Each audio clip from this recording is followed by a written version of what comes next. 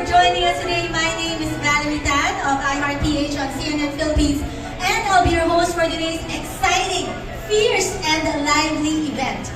Welcome everyone to Kum Kee's first ever Philippine qualifiers of the International Young Chef Chinese Culinary Challenge. Yeah, super exciting talaga.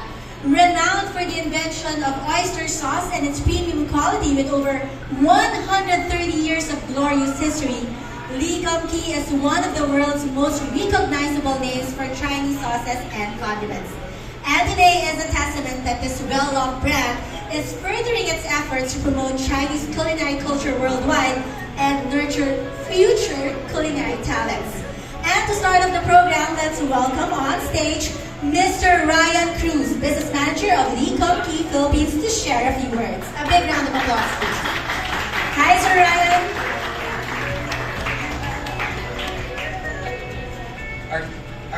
Our distinguished guest of honor, Chef Aaron Tan from Singapore, and champion of International Young Chef Chinese Culinary Challenge 2016. Good afternoon.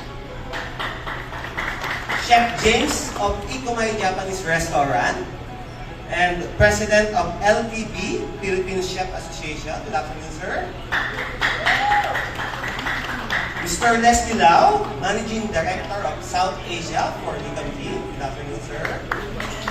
Ms. Sandy Koo, Product and Business Development Director of CISO International. Our chef contestants, media friends, ladies and gentlemen.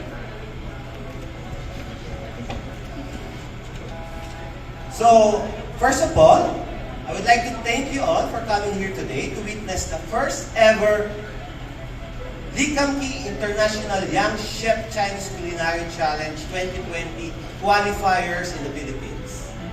Since 2014, Kum Kee has organized a biennial IYCCCC demonstrating our company's mission of promoting Chinese culinary culture worldwide.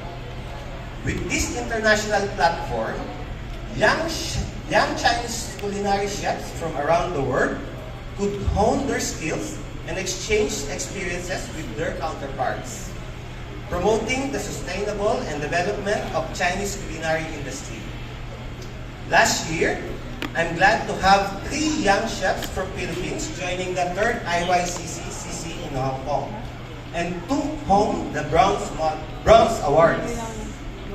And today, at our very first ever Philippines qualifiers, 2 chefs will be selected to represent the country to participate in the IYCCCC in Hong Kong, competing with aspiring young chefs from over 20 countries and regions for international championships. So, good luck everyone. Try your best. Battle it out for the ticket to represent our country next year. So, without further ado, let the competition begin. Yes, thank you so much, Sir Ryan, for that very exciting introduction. And before we start the competition, allow me to introduce and welcome here on stage our distinguished guests. And of course, starting off with our head chef judge, Chef Aaron Tan Kian Loon. May we also call on Chef James Antonin of Ikomai Japanese Restaurant and President of the Two Blanche Philippine Chefs Association. Mr. Leslie Lau, Managing Director of Kum Kee South Asia.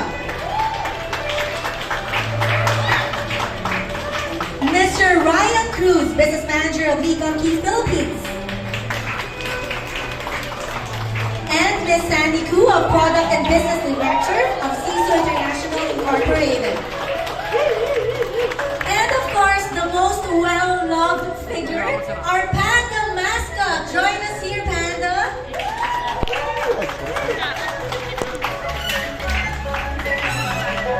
So Panda actually had a very filling lunch, kaya medyo mabagal maglakad. Hi, Panda!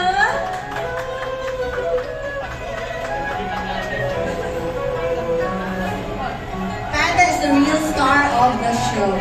Let's just have a quick photo op with, of course, our VIPs and distinguished guests.